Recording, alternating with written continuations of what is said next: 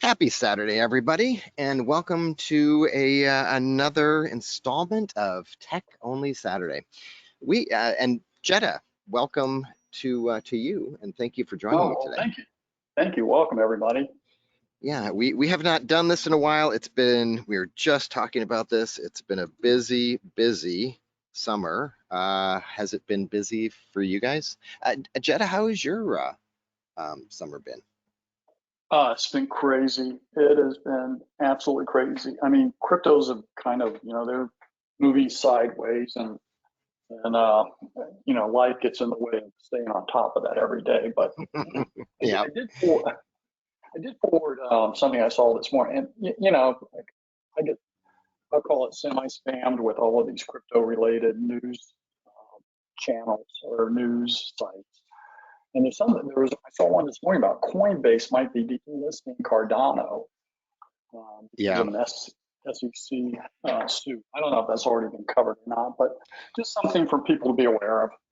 Yeah, it's so hard to know, and I mean, did you see by the way, everybody, there's no agenda. I have a small agenda today, and I'm going to talk about Apple ADP. But the other thing that I want to talk about is a video that went out, and I think I heard about it from my rich friend, and he sent it on to me, and he said, "What do you think?" And it was a woman. I don't remember what country she was from, and she said her ledger got hacked, and I watched it, and she said she was going to follow up with some questions, but I don't know her motivation. I don't know, she's blaming Ledger for the hack and some of the things that she said, like her XRP, she lost thousands. Um, and yet she had to call Ledger and they sent her a new one. Why that would ever happen and why Ledger would ever say, sure, we're going to send you a new one, but she was able to get into it and she was able to see, um, get into Ledger Live, which she would have instantly have seen that her XRP are gone. So I'm calling a little bit like suspicious on that. Until there's more information that comes out, I'm just going to say BS. Because the other thing, if you look at her, it's all about motivation. Her channel is about dogs, and there were a couple, but she has 2,000 subscribers now. So I'm sure it's not because of her dog videos that there were like 10. And I think it was all about the ledger and the FUD and that kind of thing. So we'll have to see. But the technology seems to be sound. But unless you store your 24 words, your 12 words in a safe place, you are vulnerable. And so she said she stored them in a safe place, but I don't know. I've talked to people that have said, yeah, I took a picture of them. I said, okay, well, we'll talk next week when you redo things. Or I've emailed them, or I've put them on my desktop. We just don't know how things are exposed. And so, it'll be interesting to see what comes out of that. Sorry, my neighbor just texted me and said, I have packages on my front door. Could you please pick them up? And they are out of Nice town. neighbor. Like, yeah, exactly. Oh, okay. Um, so that I wanted to cover a little bit and ADP, but let's see if how people are doing. Um, bring up some. Dusty says, sorry for the broken VPN record. You've mentioned often remaining gray, man, and not standing out. It seems like you're not in favor of VPNs, but maybe there are exceptions. Who do you recommend? This is probably a good time to talk about that. So we're going to jump right into questions. Um, I didn't say that I don't like VPNs, but it just depends on what you're doing the VPN for. If you're doing it day to day, um, then that may work for you. I am phasing my VPN out because my VPN came out when there were companies like Nord, which Nord was not being honest of where they were, where their jurisdiction was, who was the president of the company, where their company records were.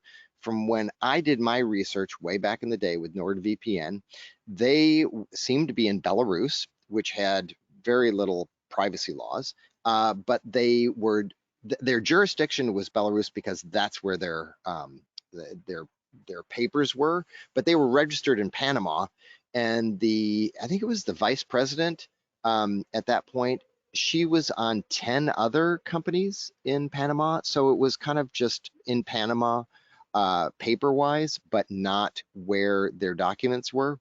And I know in Belarus, someone could come knocking on your door and they'd say, sure, here you go. So I don't know if that's true for NordVPN anymore. I'm not paying attention to that, but I definitely recommend Proton VPN if you're going to be doing it. It really just it depends. I know I listened to a guy, he has a channel called Tech Lore. He's young, he's in Silicon Valley. I respect most of what he says. Um, and he mentioned the other day when I was watching something, he uses a VPN so his ISP can't see where he's traveling to, where he's going, which is great. But I use another technology for that. I use my own DNS server within my network. And then you're saying, well, they can see where your traffic is going. And if my ISP wants to analyze my traffic that much, then I have bigger things to worry about. So I am not as paranoid as I used to be. Uh, but if I was doing something that I did not want others to see, like if I'm going to Google and I'm doing research for Thursday's show, you know what? More power. If someone wants to know what I'm interested in, they already do because, um, I'm all about technology. If they want to snoop to see what channels, what I'm researching, more power to them. If I'm doing a MetaMask, if I'm doing some crypto stuff, yeah, I'll turn a VPN on. It just depends on what I'm doing at that point. And if you feel like you should be having a VPN on all the time, then do it. That's great. I sometimes I forget that I have my VPN on and I'm uploading a video and it seems a little bit slower. That's because it is, because it's going through a couple different hops to where it ultimately goes. But I am not against VPNs. I'm just not saying you should put your whole house on a VPN because that raises other issues. There are other issues. I was talking to my rich friend again. You have issues when you go to some of your banking sites that they don't want you to have a VPN. I think it was Wells Fargo didn't like it. I think it was Bank of America. So if you put a whole house on a VPN, then you have some issues with getting into particular sites that don't want you to use a VPN to get in because they want to know who you really are. And that's not about knowing um, where you're coming from and that type of thing. I completely understand on the banking side of thing, on the financial side of thing, they want to know that you are who you are. And when you come from a residential IP address, they know that you're coming from, my home in South Dakota. And so, because I live in South Dakota and I'm connecting to my bank, they can match that up and say, yeah, that is who he says he is because it's a residential IP address and it's coming from the same state.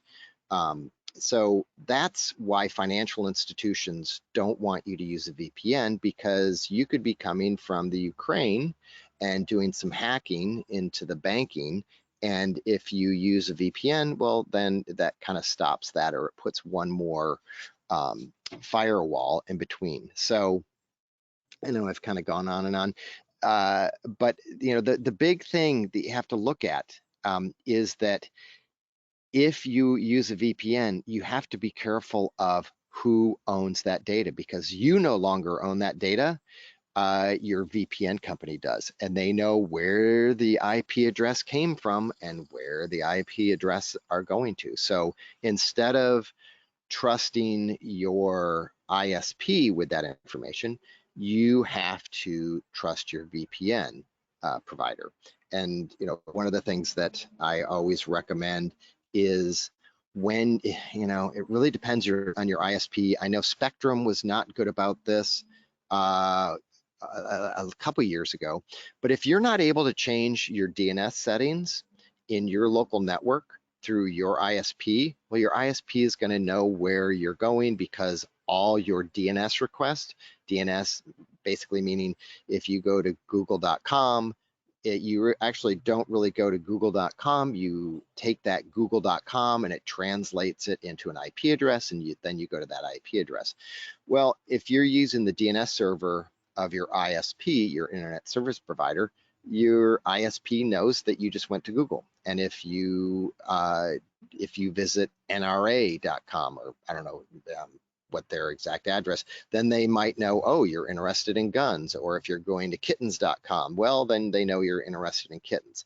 And that's how it comes to be. If you have a state actor against you that's trying to get as much information about you, then that's the next level, and that's well beyond this, because there's other ways that they're going to get that information. So I hope my rant doesn't go too far on that. But Jetta, do you have anything you want to add about VPNs? Well, no, I seldom use it because always when I go to Home Depot, it thinks I'm in New Jersey or something, and I'm not. So I tend to turn it off. And sometimes it can interfere with the sites. I think it's important to understand, like you said in the beginning, why are you using the VPN? And if you're really concerned about encrypted privacy, while you may get some of that with a VPN, I'm not sure it gives you the level of privacy you think it does. And everyone should be aware, okay? Privacy is limited. Having worked for several three-letter agencies in the past, there's no secrets. And if somebody really wants to target and find you out by state actor, domestic or foreign, you need to only, you need to be aware of this and do stuff safe. Anything that goes digitally out across the internet, it's going to follow you no matter where you go. So just don't have that false sense of security, basically. So be very careful what you do, or if you're doing it. That's mostly what I have to say about that. That's kind of how I look at things in general. Is that assume the whole world's going to see or hear or read what you've done, and if you act that way and just be very careful about it, should be okay. Yep, absolutely. And I won't. Well, I kind of like to bring it up now, but there is a cool new. Let me see if I can get a. As I've talked about it before, there's a company called UI.com, or Ubiquity, and they came out with a brand new product, which I think is kick butt. I have not purchased it yet. I plan on doing it, and I'm trying to find it on their website. I don't know if I can, but it's basically, because I use Ubiquity, UI.com products in my different locations. Let's say my mom, I set up her network, she might have it. My hidey hole might have it. My home might have it. My brother might have it.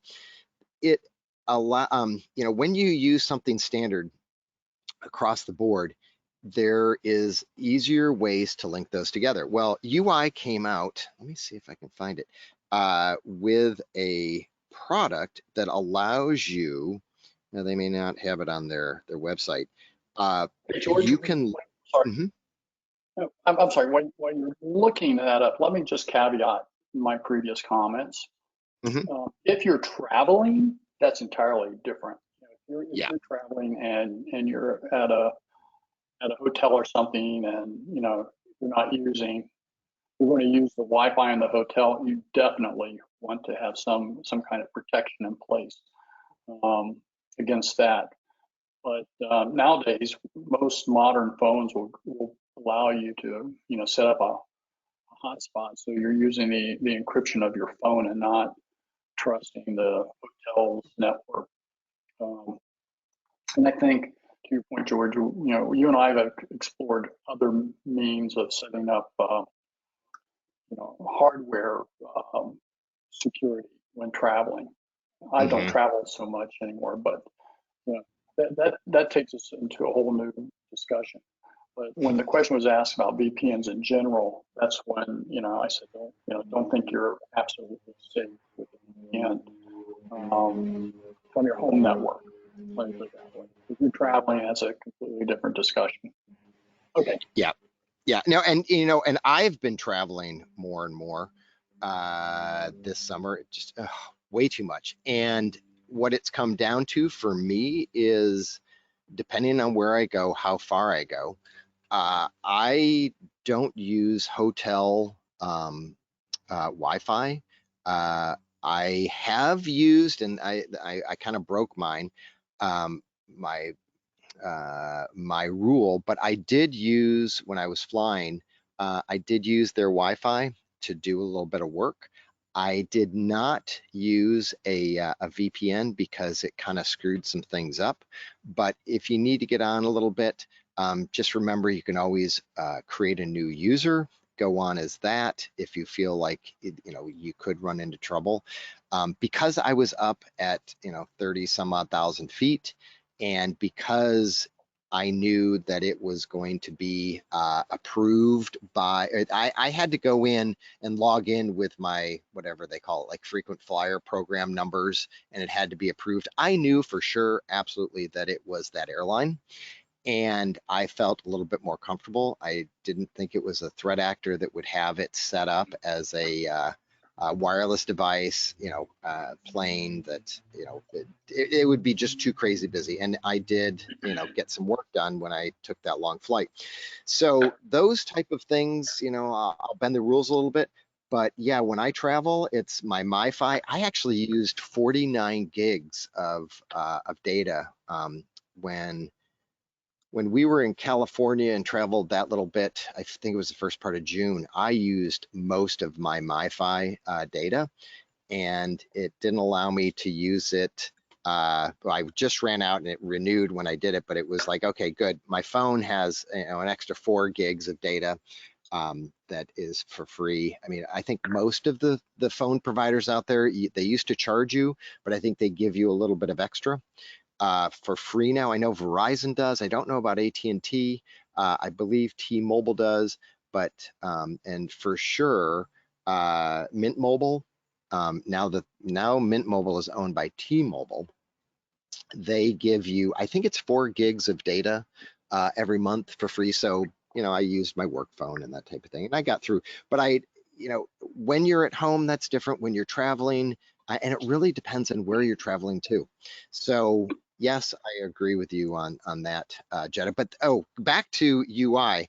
And this is kind of a little geeky stuff, but one of the reasons why you can't connect to some places is because they know that it is a VPN. And the reason why they know it's a VPN is because they look at the IP address, and the IP address is tied to a company, or it's tied to a colo location where just servers are stored, and no one surfs, well, unless you work there, no one surfs from that location out to the majority of the internet. So they know that it's a VPN connection.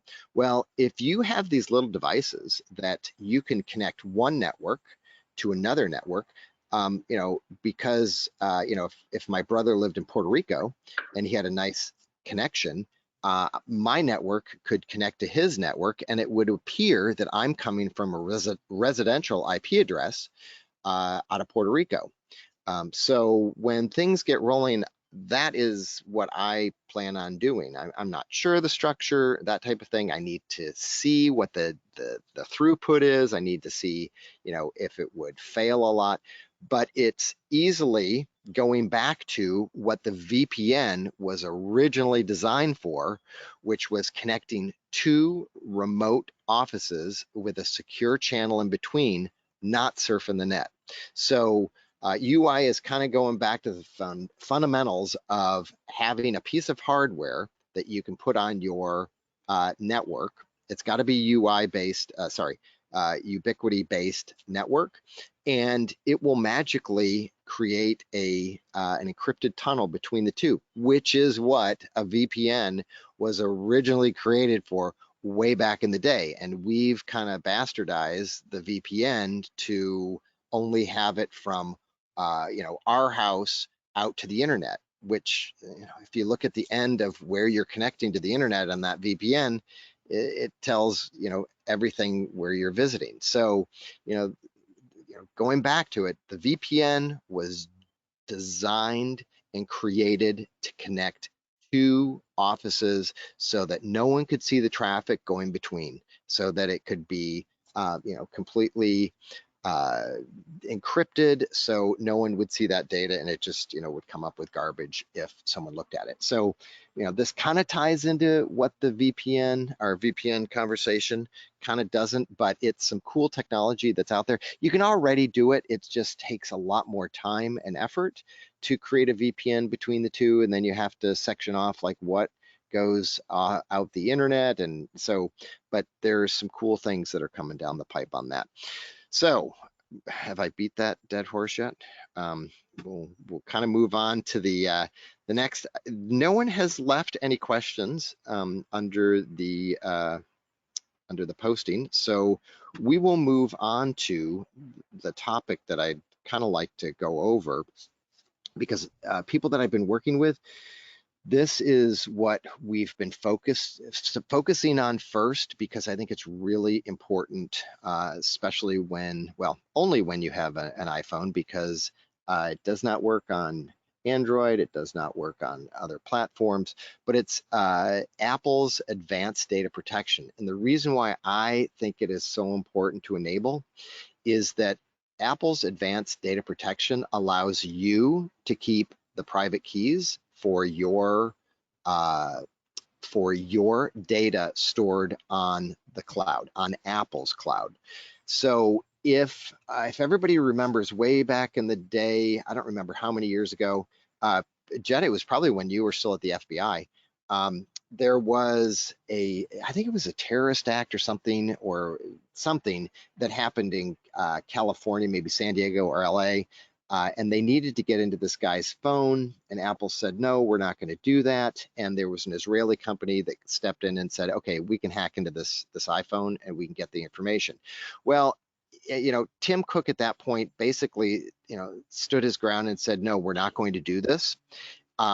And if he was given a subpoena, if he was given a legal document, then he may be forced to do it if they could.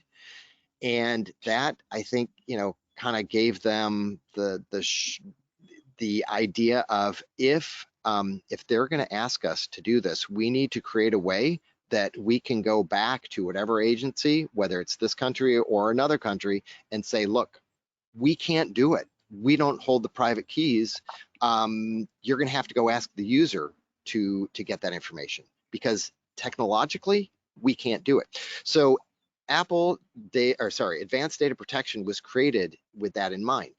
You have your own private key, which encrypts everything that you store on Apple's cloud. Now, I shouldn't say everything, because there are a couple pieces that aren't encrypted, and that would be email and calendaring. Those are the two that are not encrypted when you use Apple's iCloud.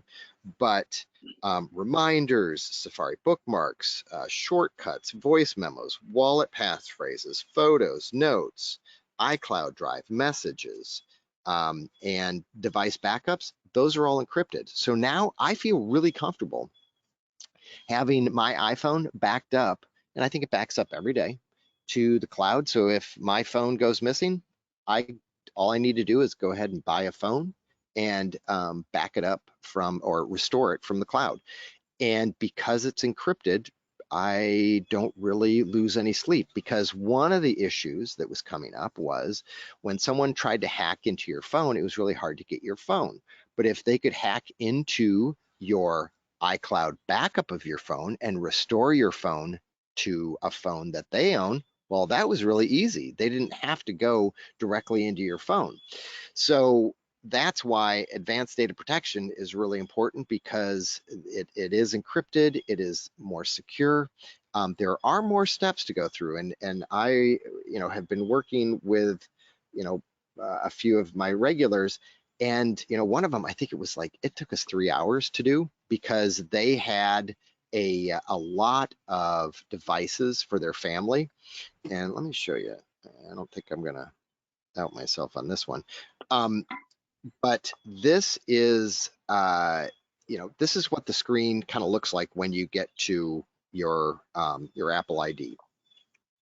And it will show you your name, phone number, and then it'll have your devices. And this device list, the longer it is, the harder it is, well, potentially, the harder it is to enable ADP, because ADP requires that each device be upgraded to a minimum amount. So if you have a piece of hardware like a watch or an old iPhone that can't meet the minimum requirements, basically you have to delete it off your devices list and then try it again and see if it will meet the minimum requirements of your next set. So the more devices that you have on there, the more you will need to prove that each one meets the minimum requirements. And some of them, they can't go to the latest version, so you have to delete them off. And this is a good time, and this is why I'm showing you this screenshot too, is under devices. This is a good time to go through and clean up your devices. You may have a device on here that you haven't had the phone in a long time. I was working with someone yesterday that they had an iPhone 7, and it was like, when did you have an iPhone 7? That was a long time ago. And when you look at it, you can see that there are credit cards attached to that so that you can use Apple Pay. So this is a good time to go ahead and clean up your devices, see what's in your list. Do you have it anymore? Does it meet the minimum requirements? And if it doesn't meet the minimum requirements, maybe it's time to get something that does, because when you use older software, older hardware, you're going to have OSs or iOSs that are not kept up to date. Like Windows 7 is no longer being updated. And some of the older iPhones, Androids, they're not being updated. So that could expose you to vulnerabilities that are not even going to be addressed ever, and may not be known and published so that you would know that there is a vulnerability. So it is important when you're in the tech universe to keep your hardware and software and firmware and devices up to date so that you're not going to run into issues of any type of hacking or exposure. So updating your to Apple ADP, I think is really an important step to do as soon as you can, because like I said, it's going to encrypt everything, and you won't be exposed to someone hacking into your account, which then would get your backups and other information compromised. So that was my agenda today. And if you guys want to add some questions, that would be great. We don't have that many questions in the list. And if you have questions on VPN, put that in there too. Jed, did you have anything to add to my little? Sure. Yeah, I was at the bureau back when that terrorist attack occurred. I think it was there was some kind of office party at I want to say the IRS had an office party out in like Los Angeles or someplace, or San Francisco, and then some people went in and started shooting them up. There was also an airport attack around that same time, I think, and whichever one it was, I know that the bureau had gotten a hold of the phones and they could not break into them, and that was and as far as I know, truthful official story. But Apple earlier phones, like an iPhone 4, did have kind of like a backdoor to it. But when they updated the operating system to the latest, they fixed that, or they closed that door, arguably once and for all, because the concern Apple had was not so much U.S. law enforcement agencies, but any country's law enforcement agency. They were really concerned about tyrannical governments getting a hold of information, especially in China, and And so that's why Apple at the time, though they could have given access to the phone, they refused to. Because if they did it for the US, then they would be forced, or the ability for them to do that would be known by foreign governments. And they did not want that to happen. So anyhow, that's I do remember that, and that was an interesting time. But since then, Apple's security policy, they made changes to close any of those back doors, arguably. And so I wasn't sure who the bureau reached out to, but like you said, they reached out to an Israeli company. I'm, I'm, I'm thinking, I don't know this for sure, to kind of do that hack and to get into the iPhones of those who committed those acts of terrorism. Yeah. But yeah, that was a few years ago. It's because we've been around a long time. Yeah. Yes, we do, even though it seems like it might be yesterday. Yeah. Yeah. Well, So because one of a few more questions. Yeah. yeah, well, and I'm going to throw this one up there because I've talked about it a little bit. Let me get Freeform on here. I've loved using Freeform, but this is another piece that yeah, here we go. That I recommend doing, and I think I have a video out there, but iPhone paralocking, I've been using since I got my latest iPhone 14.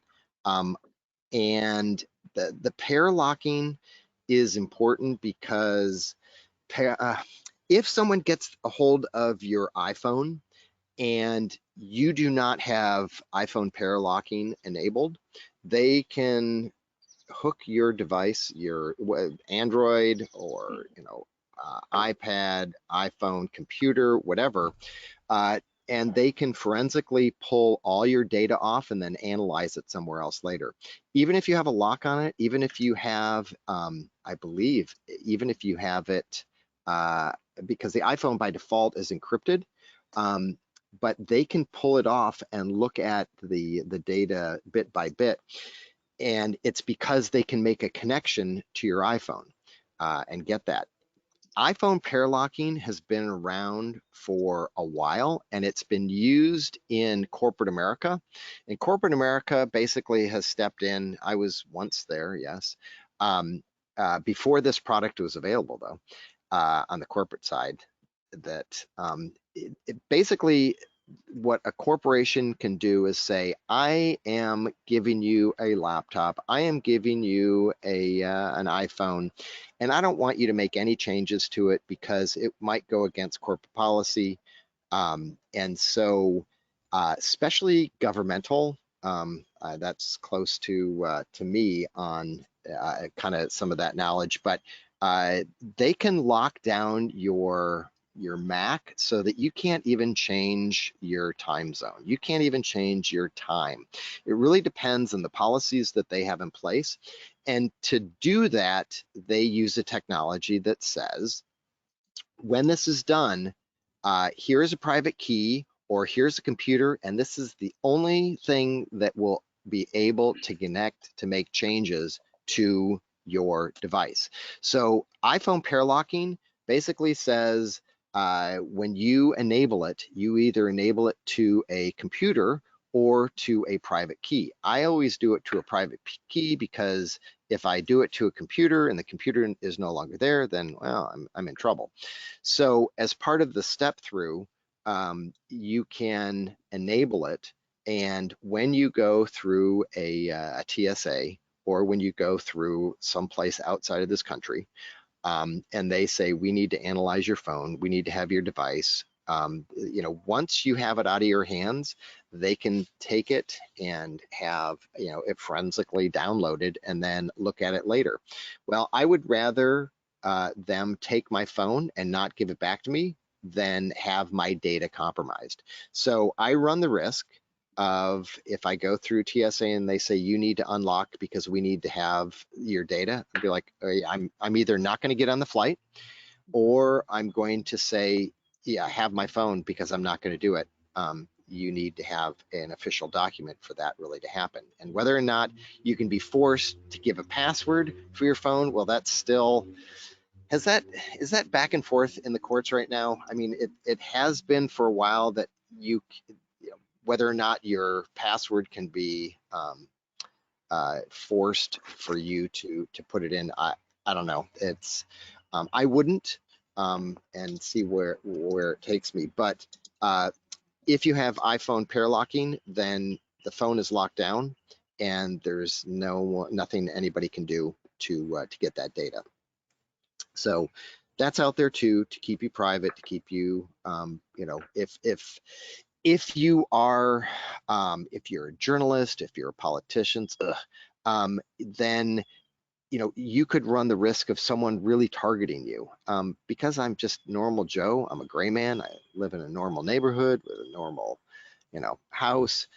Someone's really not going to target me, so I'm not that worried. But if you're in other professions, that might be something that worries you, and that iPhone pair locking is an important part. I know I went and saw, and this is way back in the day when I was kind of a little bit dumber, but I went and saw a filming of Will and Grace because a friend was a writer on the show, and it was the most boring thing. Let me tell you, the first hour was fine, but we were there 5 hours, and they wouldn't allow any phones in there.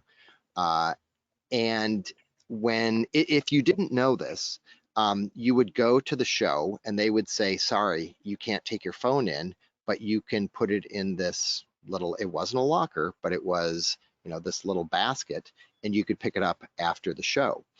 Well, if you're leaving your phone with someone else like that, then you don't know what's actually happening to your phone because it's out of your control. So, you know, just know that, you know, especially if your phone is also stolen, if you're targeted that way, where, you know, someone could steal your phone and then they get the data because, you know, they forensically pull all that, you know, information off. So this is an option that you can look at, and I've done it. The big test that I will have is that when you do your iPhone pair locking, you basically have to start from scratch. You can't restore it from the cloud because you're restoring your old version over the pair locking. So since this is my first version of pair locking, when the iPhone 15 comes out, September, late September, I will be getting one because people ask me about the latest and greatest, and because I'm a tech geek. I will be restoring this version of my backup to the iPhone 15, and I'm going to see if it still remains pair locked. I haven't read anything in their documentation on whether or not that will work or not. Uh, you know, if it will still remain locked to a particular passcode, but I will let you know, because if not, then I'm going to have to redo it again, and I'm not gonna love that, but it should technically, from what I've read, if you restore a pair lock to a phone, it should still remain pair locked, but that's to be found out later. Okay, let's go through some of these. Good morning, George. Love the cartoon. Hello, Elaine. Long time no talk. Good morning, George. That's a funny pick. David. Good morning, Jetta. That's from Elaine. Interesting information on VPN, says David. And this is from Dusty. Thank you, George and Jetta, for taking the time to bring all these VPN pieces together at one time. You're welcome. This is from David. Do you have, let's see, do you have to have at least 2,000 worth of currency to trade at Caleb & Brown? I asked this because I have some FLM for a while now, and it's not worth 2,000 now at the exchange, and I purchased it from no longer exists in the US. So if you know of any other exchange for good exchange I could use, I would like to trade or swap FLM for another crypto. Thank you. And you did add something. You know, one thing that you may want to look at is a DEX, which is a decentralized exchange. And a decentralized exchange, you don't necessarily have to KYC, you don't have to necessarily jump through all the hoops.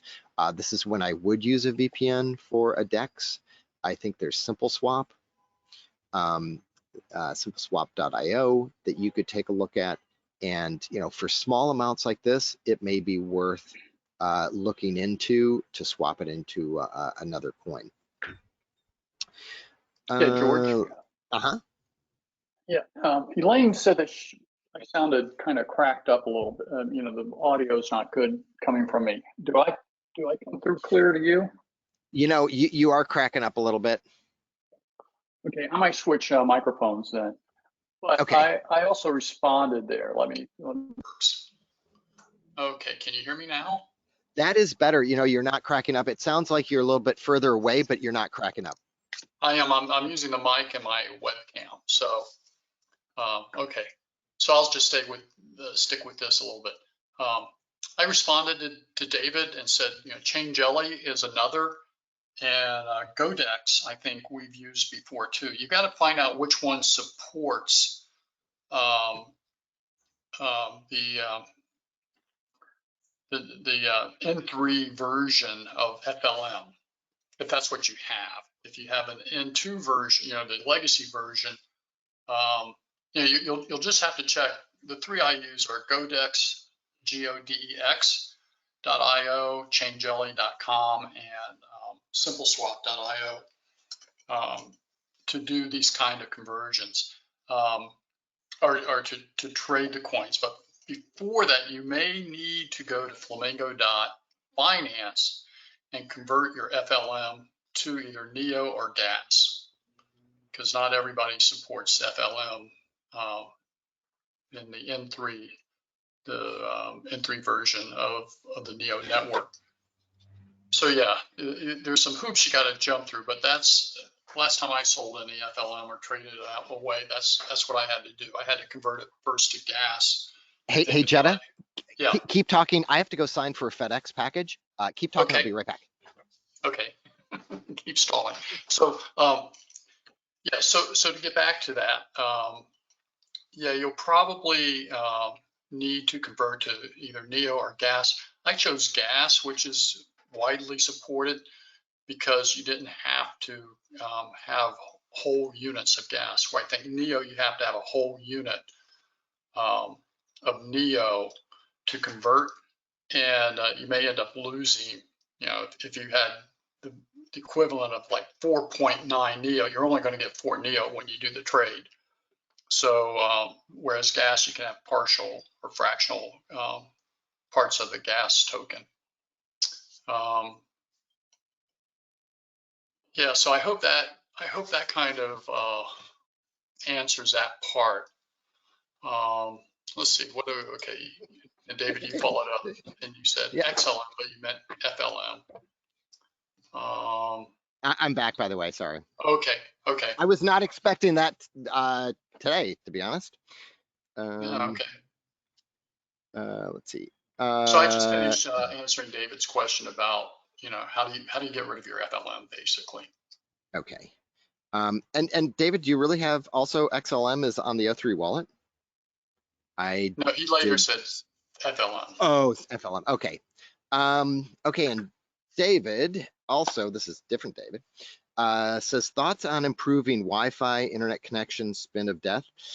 Hardware, better hardware, or better ISP. The thing that I have found is and I didn't really realize this until I talked to someone, but I was talking to someone, I think it was at AT&T, and they were saying that there is a limited life in your Wi-Fi routers, your Wi-Fi connections, that over time they just degrade and it's time to buy a new one. So if you're having Wi-Fi issues, it really depends so much on what kind of house you're living in, where you're living, what hardware you're living with, and all those aspects. When I was working way back in the day, it wasn't me, but it was my business partner then. He lived in San Francisco and it was an older house. And we came to the conclusion that the paint that was on his walls, which was pretty thick, was probably a lead-based paint, because where he put the router, the wireless router, really determined if he could get a clear connection, a strong connection in its back rooms. So it was not going through the walls; it was going down the hallway. So, that's good to know. So if you have a fridge or HVAC or something in the way, metal, it's gonna not have a really great connection. Um, so that is a tough one, because it just depends on your environment and what you're using. And I've stepped away from the all-in-one type of routers, uh, partly because I know that where they are determines the strength of everything. And so I have little. Let me see. I can't get it up. Hold on. Let me change back from freeform to Brave. And let's go here. Let's go all the way back here. So, nowadays I'm using a, I'm using this throughout my house. I'm using kind of these little devices connected back to uh, a switch, a router. And these devices, you have to have it wired correctly. In my house, it's kind of easy the way things are designed, or how I've designed them. But these devices are power over Ethernet, or PoE, and you only have to run an Ethernet cable to it. And some of them come with stronger or weaker signals. And so, if you're in a place where you are going to stay for a while, it may be worth investing. I know other people do mesh. I don't care for mesh, because it seems like mesh is a great technology, but if the further I get, when you go from hop to hop to hop, it's always going to degrade. And that's what mesh is. The mesh systems, if you don't know what they are, you have a base, your base router or whatever, that connects to the internet. And from there, it broadcasts a wireless signal to another little wireless device that then boosts that signal and takes it even further, and so on and so on. So when you get down toward the end, you're going from one wireless device to another wireless device to another wireless device. And wireless is a great technology, but it is there's some latency. If if you took a Cisco class, you'd know, but I can't get into it. But when you do wireless, it's not like you have a constant connection. It can be round robin. It can be there will be some latency. So if ever I can connect something via hardwire, meaning an Ethernet cable, I will always do an Ethernet cable, because the more devices you put in your wireless network, the more traffic you create, and the more latency for all the devices will be created. So if you have if you have a smart TV, and you can plug a Ethernet cable in, because it just so happens to be an easy way to do it, then do it that way instead of doing wireless, because the more wireless devices, the more traffic, and the less throughput you have through that. So yeah, that David, that's a hard one to answer, but I would go, if, like, I work from home, my husband works from home, we rely on this. In fact, I want to get a redundant connection, and I was going to go uh, um, with a dish, and I decided not to, because I saw kind of what was happening with Jay when he was using Starlink. And there was some latency, there was some delay, there was some shutter. So I'm looking at maybe doing another hardwired backup, just in case, because when the internet goes out, everything kind of ceases to happen in our house, and that's it's always good to have redundancy. So I've probably gone way too far down this rabbit hole, but having good hardware is, I think, the most important thing for a stable network. If you if you spend the least amount on something, you're going to get that type of quality. One of the reasons why you may want to go, if you want to go with, just your regular typical router, get it at Costco. Costco's return policy is pretty good. I know electronics is a little bit different, but if it wears out after 2, 3 years, or it degrades after 3 years, go say that it doesn't work, take it back and get a new one, and just keep that updated. If you have something that's old, it's degrading. It's also, or degraded, and it's also not keeping up with the latest technology, which is, the faster speeds. The faster speeds don't go as far. So 5G is going to be faster but shorter, and not as far a range as compared to 2.4 gigahertz. So yeah, that's a loaded question. Sorry, Okay. if I Hey, couldn't go into more. Mhm. so I'll offer a quick and cheap alternative. See, I rent my router from my ISP, which happens to be Xfinity Comcast. And what I discovered is that they will update or upgrade both their network and hardware, but you have to, as the owner or the renter of their equipment, you have to contact them and say, hey, do I have the latest equipment because my internet sucks? And they'll say, oh no, here we got a new router, and they'll just come in and switch it for you. That's one thing. The other thing is, I think it's generally recommended that every few weeks or at least monthly that you do a hard restart on your router. Unplug it for 10, 15 seconds, plug it back in, and reconnect everything.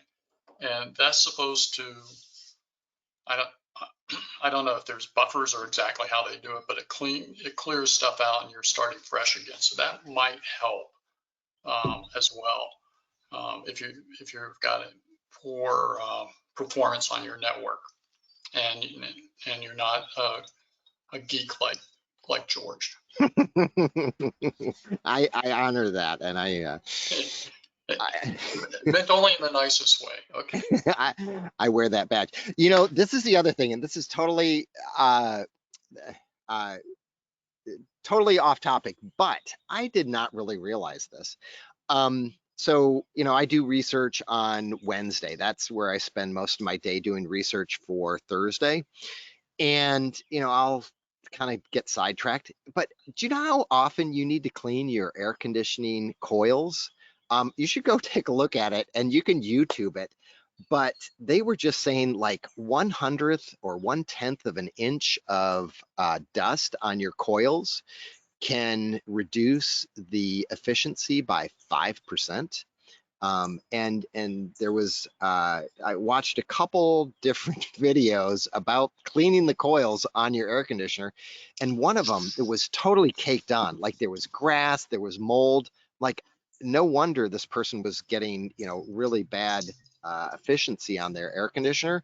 But it made me think of, I haven't even done that here in this house, and up at Heidi Hole. Uh, I've never even looked at that. So I think that, as it is kind of a technology, air conditioning, but take a look at cleaning your air conditioner fins. And there's some products out there that you can spray on and then water off to clean it. But that may help. If you haven't done it in a decade, take a look at it, because it probably needs it. So that's my little 2 cents on going down a different way. And this is from, okay, yep, you covered that from you, Elaine. This is from David, David number 2. Thanks for both of you showing up and giving up sleeping on Saturday morning. I was up at 5. I wish I could sleep in. One time this week, I slept in till 7 because, well, last Sunday, no, it was last Saturday. We poured a 5 by 12 foot pad of concrete. Maybe I'll send you a picture, Jetta, when it's done. But I'm going to put pavers on top of it, and it's a little mini patio because we bought some great chairs that are very, very comfortable. And so that's what we did. And I slept in on that day because it was 38 bags of 60-pound concrete that we had to haul in and stir and pour. And it was a hot day. And but I'm looking at it now, and it turned out really well. I will put pavers on top of it so it'll look even better, because I don't necessarily like just the look of concrete. But yeah, I slept in on that day. So that's like at the beginning of the summer. Okay, we don't have an in-ground pool, but my wife wanted just a little, when the grandkids come over, just a real shallow little uh, pool, like a 10 by 10 inflated pool. But my backyard's not level. So I bought this $40 pool at Costco and ended up spending at least at least $500 building a platform to put this thing on. Yeah. So anyhow, That's yeah, usually the way yeah, it that's is. how it works, right? Okay. And David says, okay, thank you, George. And Dusty says, CMB. Elaine says, thank you, Jetta. David 2 says, George, you go blank sometimes. Yeah, sometimes I do. I'm trying to think of the best It happens words to me all the time. to Middle of use. a conversation. Well, part of it is I have to choose my words carefully, because during some of the live streams, um, I don't want to slip and say something that will say who I am or where I am. So that's why, like, I'd love to show you the beautiful chairs that I have, but I have to make sure that I have it from a particular angle, because it may give away where I am because of the trees, and that type of thing. So that's kind of why I hesitate. I want to make Well, sure I that, have that problem going blank just having normal conversations with my wife. So, well, and it's not because I of the have the hardware. I have the opposite, because my husband says, why don't you just stop talking sometimes? And so, so I'm trying to catch myself. Um, Elaine says, Caleb Brown now does 500 per coin swap. Well, that is good to know. I did not know that. And maybe I will get someone to, it'd be nice if they'd announce that. Maybe I'll have Jake or whoever my broker is now send me an email that I can post to let people know that there can be a $500 coin swap. Caleb Brown portal, have you checked into their portal to find that it's safe to use? Safe to use, you gotta define what that means. If you feel comfortable going on to Binance or Coinbase or whatever, then it's going to be safe to use. I don't know their back end. I don't know what they have, what their security is. I can assume that it's safe to use, but it could be that you don't want to use it, because then if someone breaks in, they can see how many coins you have. I don't know their policies on sending out. So is it safe to use? I use it. Well, I have access to it. I don't use it. I don't really trade that many coins. So I have not used it to actively trade. I've looked at it because I heard it was out, but I have not used it to do any type of trading. David says, thanks. David number 1 says, hello again. Last night I lost Wi-Fi connection to my router. I went to the settings on my iPhone 14 and wanted me to enter the password. So I did, but the password no longer works. I have tried several times. I grabbed the iPad, same problem. I've never had this happen. Well, yeah, I think, Jed, I can't read your answers because it's just how these things. Can you you did uh look at that, but I would go directly on your Wi-Fi router, and it also depends on if you have access to it, if you own it, or if you can get access, and see if the password has changed. I would reboot it to see if that has cured it. I mean, sometimes it's not necessarily going to happen very often, but if there is a major firmware update, it could potentially set it back to, the default settings. But that's a hard one. I would log in and see if the Wi-Fi password has changed, or it's frankly, it just broke and it's time to replace it. So it would be great to know, David, if how old that device is. And you should be able to look on the bottom of some of them and see the manufacture date. But honestly, in my life, if it's over 3 years old, I swap it out because I want, something reliable. I was a little concerned about his iCloud or his Apple ID being potentially compromised. So my answer was to try to get online, go to iCloud.com and see if he can log in that way. And if his password doesn't work at that point, either contact Apple or try to reset the password again, because somebody, generally, you can go in and say anyone could use your ID and try to reset the password. I have two-factor authentication on my iCloud account where once I log in with my user ID and password, it also sends me a six-number code. First, it asks me, am I trying to log in? If I say yes, it'll display a code on my iPhone, which I can then use to log into the iCloud account on my computer. Yeah. So that would be my bigger concern at the moment, is to see if your Apple account got compromised. Well, and maybe I misread the question, because I'm going to read it again. Hello again. Last night I lost the Wi-Fi connection to my router. I went to settings on my iPhone 14 and it wanted me to enter the password. Okay, I guess the question is going to be enter which password. So is it the Wi-Fi password, or so? David, if you could get back to us on that. I read it as the Wi-Fi password and not the other password. So I did. The password no longer works. I tried several times. I grabbed the iPad, same problem. I've never had this happen. So yeah, you can put that down below a little bit. And David 2 says, David number 2, best explanation I've had. Okay, great. And and he follows up with, wow, I've never even thought of the AC. Thanks. Yeah, me either. And, I kind of like go off on these tangents on, I will be doing research and, honestly, spending hours just doing tech stuff and like, what's the latest hack and who's doing this.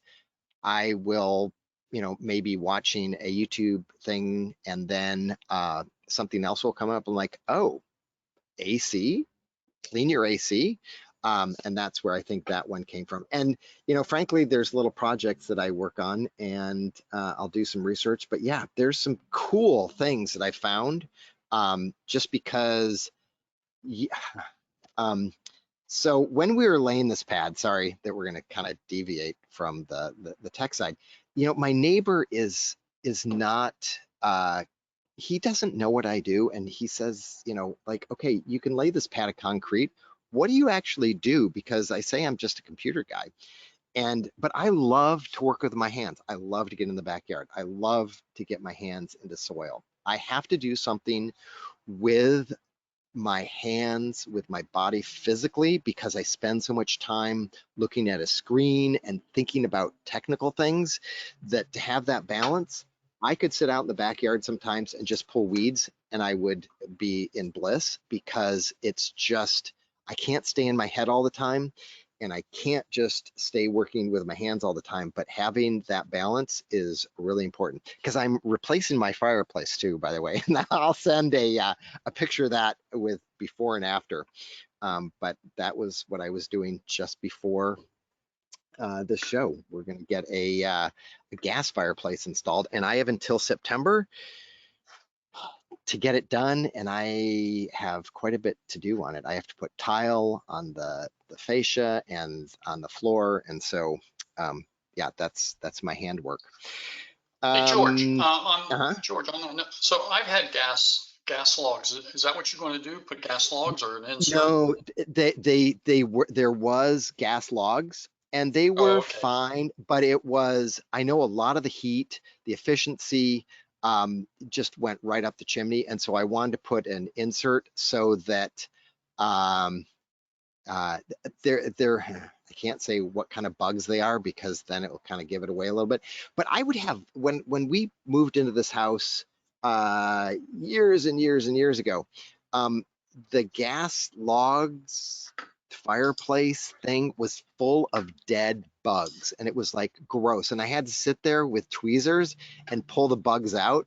And I was like, this is not going to happen. I need to have an insert where number one, it'll pump out some heat. It'll be nice. I can sit there with a remote control and say on, off, and not have to go through uh, what I have to go through because I live in an older house. It is not new. It is well before the time that I entered onto Earth. So I love older homes. I don't have to have new. In fact, I've never owned a brand new home, and I'm okay with that because I like to do things to it. But yeah, I looked at that and I was like, I am going to get an insert. I want something simple and not something that I have to maintain. So yeah, the gas logs are gone, and the insert's coming in September. Cool. Okay. Okay. So David one says, okay, unplug the router for a minute and now it works. Thanks. Yeah, it's weird. Stuff like that happens all the time. In fact, when COVID craziness came and we escaped back to California to live with my husband's parents for a while, because that was what we decided to do. Well, I still had to make sure this house was running, that the network was up, and the network just died. And I thought it was the router going out to the ISP. So I called my ISP, and they said, we're resetting the router, and we still couldn't get a connection. Well, it was my Netgear router that just needed to be unplugged and plugged back in, and then the network kicked in again. So that's one of the reasons why I don't like the lower to mid solution, just because I don't want to have to rely on my neighbor coming into my house and resetting my wireless device. But that's what happens. And honestly, it happens with computers too. In fact, when you do Apple ADP, and I should say this, if you run into problems, welcome to the club. It will unexpectedly quit. It will say this device is not eligible for update, but you have to restart the device, and then it kicks in and it sends Apple the latest version that you're on. So if you run into problems with Apple ADP, just know that I have never worked with someone where it just went flawlessly. In fact, when I was turning it on with Jay was like, what is wrong with Apple? Why will this not function properly? I'm like, you know what? It's just the way this part of Apple's software development, engineering, technology is right now, that it quits. It just does random things. Like you could have a window open and you could be moving forward, and all of a sudden, boom, it closes and you have to start again. So if that happens to you, just know that is it shouldn't be normal, but it's normal. And let's see. Oh, we're 10:09, so we're just a little bit over. But David one says yes, probably need to get a new one also. Thank you. And David says yes, it is the password used to connect to the router. I have an Asus router that has a USB port option that I can configure to use as hotspot. I have a hotspot plan from Catalyst Institute. Oh, I know what. Yeah. Okay. David, do you watch Techlore? That's where I heard of that. Just interested. He's Techlore. It's a great channel. There's some other really good channels out there that I watch. I mean, you could sit there on YouTube, Rumble, all the channels, and sit and gather as much information as you can. And sometimes I just have to, sit back and be like, okay, that's enough for today. But there's some really interesting things, information, knowledge all that kind of thing out there. And that is the AC. If anybody else has some random recommendations that we would not even think about, put them in the comments field before we end, because I wouldn't have even thought about cleaning my AC unit. And it's something that probably needs to happen all the time. It's like changing the air filter in your furnace. If you haven't changed it, every at least 3 to 6 months, you should be doing it. I know some people who have never done it because they don't know that it should be done. So, um, my house has radiant heat, so we don't have a furnace, but it does have air conditioning.